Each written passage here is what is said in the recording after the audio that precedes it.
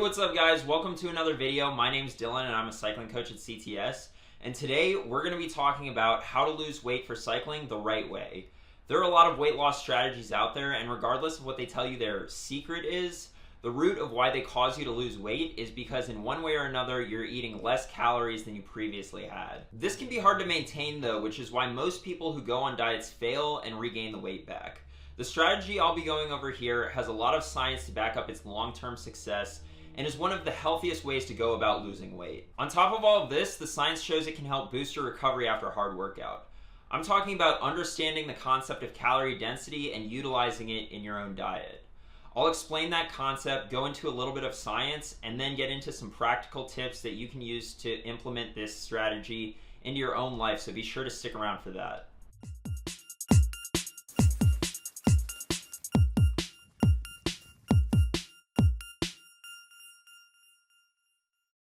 If you're new to this channel, I make weekly training topic videos going over tips and tricks that I've learned in my 12 years of racing and training experience that have gotten me to the top of the ultra endurance mountain bike game in the US and as a cycling coach at CTS. I also go into the science on your training questions, so if you want to learn how to get faster or just more about sports science in general, be sure to subscribe and hit the notification bell so you don't miss anything. If you have a training question or a suggestion for a future video, be sure to leave it in the comments section down below. I do my best to answer all training questions in the comments section, but the volume of comments has been really high recently, so I apologize beforehand if I don't get to yours. It's that time of year when race season is fast approaching, and you've gotten in a pretty good base and are doing some good workouts, but you step on the scale and realize that, that saddle I bought that's 20 grams lighter isn't going to make a whole lot of difference when I'm toting around a whole old steel road bike's worth of extra body weight. Or maybe you're not an overweight weight weenie and you're just overweight, and most of the reason you ride your bike is to get healthier and lose weight.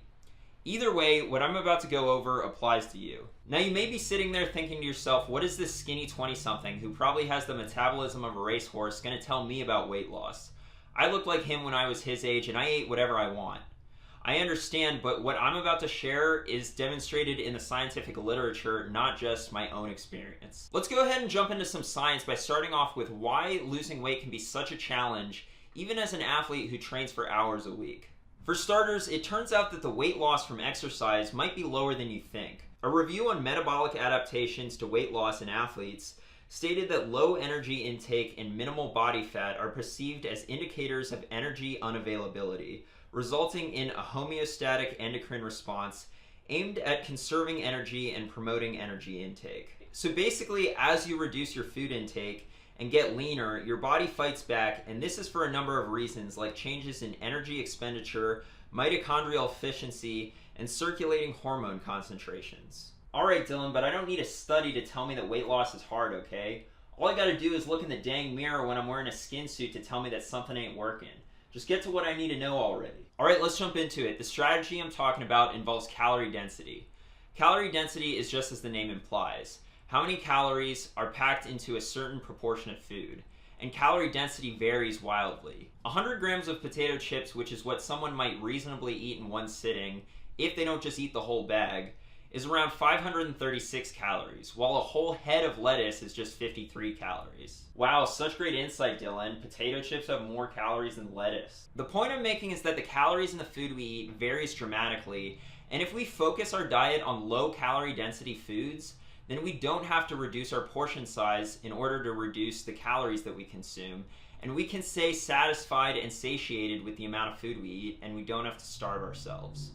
So what do low calorie density foods look like? As we can see from this calorie density chart, the foods with the lowest calorie density are vegetables, averaging just 0.2 calories per gram, and then fruits averaging just 0.7 calories per gram. These are the two food groups you want to focus on, not just because they're extremely healthy, but also because they have the lowest calorie density, meaning you can eat a lot of them without gaining weight.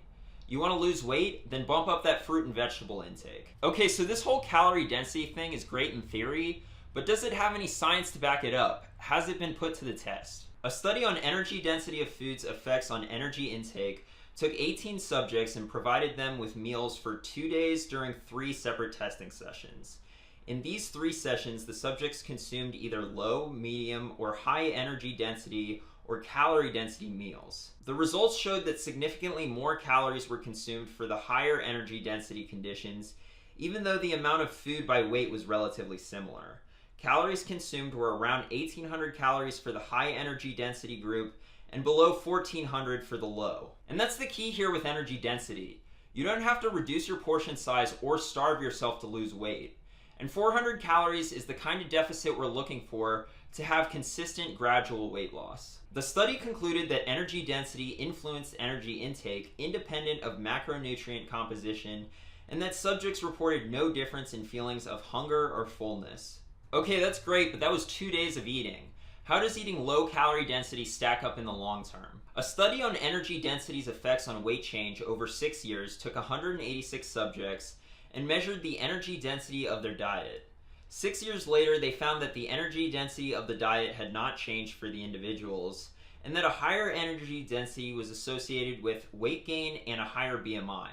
The study concluded that low energy density diets moderate weight gain, and that lower energy density can be achieved by consuming more fruits and vegetables. And these are just 2 studies out of many. A systematic review on dietary energy density and body weight, looking at many studies, concluded that their findings highlight the growing body of scientific evidence suggesting a relationship between energy density and body weight, and that consuming diets low in energy density may be an effective strategy for managing body weight. Okay, so lowering the energy density of your diet by increasing the amount of fruits, vegetables, and other whole foods that you eat will help with your weight, but what does this actually look like in practice? A study done on salad and satiety took 42 subjects and had them eat a meal with a low, medium, or high calorie density salad before a main course of pasta. They manipulated the energy density of the salad by changing the amount of dressing and cheese they put on it. What they found was that a low energy density salad reduced the total caloric intake of the meal, since subjects ate less pasta afterwards. And what's crazy is that an even bigger salad reduced intake even further. So more food, less calories. The opposite was found with the high calorie density salad with dressing and cheese. Eating the salad increased the total number of calories consumed during the meal. The study concluded that eating a low energy dense first course enhances satiety and reduces meal energy intake, and that consuming a large portion of a low energy dense food at the start of a meal may be an effective strategy for weight management. Okay, Dylan, all of this is well and good, but I didn't see any of these studies use athletes. I'm a high performance thoroughbred race machine who won the town sprint at the Tuesday night group ride that one time when the fast guys took a recovery day. Not some, quote, normal study subject. Fair enough, and guess what? The inclusion of high amounts of fruits and vegetables is actually even more important for athletes, not just because it'll lower the calorie density of their diet, but because it'll improve their recovery after hard workouts because of the increased antioxidant intake. Let's jump into some science to see how various fruits and vegetables improve your recovery. A study looking at the effect of tomato juice on oxidative stress took 50 male track athletes and divided them into 2 groups, a control group and an experimental group that drank tomato juice after their workouts. They tested both groups in a 12-minute time trial before and after, and found that those drinking tomato juice ran significantly farther than they previously had, while the control group saw no improvement. The tomato juice drinkers also showed a reduction in markers of oxidative stress, leading to the conclusion that the antioxidant lycopene in the tomato reduced oxidative stress and improved performance. These sorts of findings are all over the scientific literature. A study on lemon juice and exercise-induced oxidative stress found the same thing, concluding that the lemon did not block the cellular adaptive response, but also reduced cellular oxidative damage. Cherry juice has been shown to increase antioxidant capacity after a marathon, leading to aided recovery, and in another study reduced symptoms of exercise-induced muscle damage. That study showed that strength loss after eccentric exercise was 22% with a placebo, but only 4% when subjects consumed cherry juice. Blueberries are another rich source of antioxidants and have been shown to reduce inflammation after 2.5 hours of running. Now notice how over the course of this video I haven't said anything about your macronutrient ratio, meaning carbs, protein, and fat, and that's because your macronutrient ratio is a whole lot less important to weight loss than you think it is. A study comparing weight loss diets with different components of fat, protein, and carbs took 811 overweight adults and assigned them to various diet groups with different ratios of carbs, fat, and protein. which the subjects followed for 2 years. What they found was that there was no difference in weight loss between the different diet groups. They concluded that reduced calorie diets result in meaningful weight loss regardless of which macronutrient they emphasize. If you're thinking about your diet in terms of macronutrients, then you're thinking about it in the wrong way. Carbohydrates could come from sweet potatoes or candy. Fat could come from walnuts or hydrogenated vegetable oil. What you need to do is focus your diet on whole foods, not processed ones, and in particular, the low-calorie density ones like fruits and vegetables. That's the science on how understanding and applying the concept of calorie density to your own diet can help you lose weight. Basically, your mom was right. Eat your veggies. Not exactly groundbreaking stuff. It's pretty common advice that we've all heard before, and that's because it works. It isn't a fad diet. Now, what are some practical tips that you can use to implement this into your own life? For starters, stop thinking of vegetables as your side and start thinking of them as your main course. When you prepare a dish, start by thinking about what vegetables you're going to use and then add in the other food groups. And make sure vegetables take up the majority of your plate. Having a salad with every meal is another great way to lower your calorie density, as we saw, just so long as you don't use high-calorie toppings. Use fruit as your snacks throughout the day and after rides to capitalize on those antioxidants for aided recovery. My go-to after a hard ride is a bowl of oatmeal with a high antioxidant fruit like berries.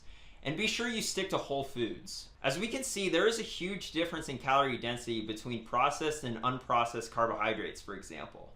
Finally, you want to lose weight gradually instead of all at once because that'll help you keep it off, and large calorie deficits will compromise your performance and recovery. Make sure you're losing weight before your competition season, not during, and make sure you're well fed for your high intensity workouts so you can get the most out of them. Thanks for watching. I hope you guys found this information helpful. If you like this video, be sure to give it a like, share it with a friend, and subscribe for more training tips. If you want to see more coaching content, be sure to follow me on Instagram, Twitter, and Facebook. And if you want to follow my training leading into this upcoming season, be sure to check me out on Strava. Finally, if you're looking for a coach, shoot me an email at djohnson@trainwright.com.